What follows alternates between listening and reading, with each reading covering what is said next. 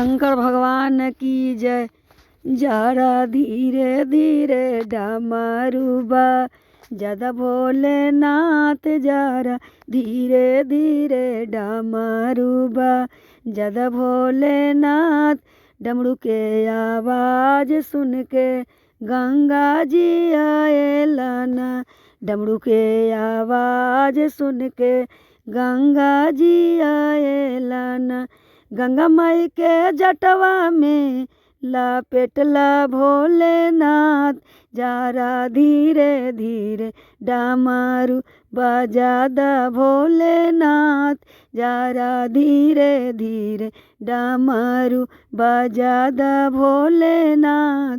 डमरू के आवाज़ सुनी नाग देवता आए लाना, नागदेव के गलवा में लपेटला भोलेनाथ, जरा धीरे धीरे डमरू बजादा भोलेनाथ, जरा धीरे धीरे डमरू बजादा भोलेनाथ। हो बजादा भोलेनाथ, हो बजादा महादेव, जरा धीरे धीरे डमरू बजादा भोलेनाथ।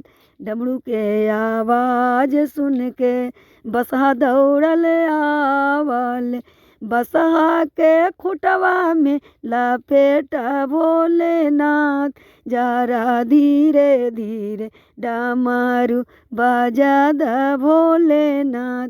डमरू के आवाज़ सुनी शिशिया जे आइली, शिशिया पर दया बरसादा भोलेनाथ, जरा धीरे धीरे डमरू बजादा भोलेनाथ, जरा धीरे धीरे डमरू बजादा भोलेनाथ।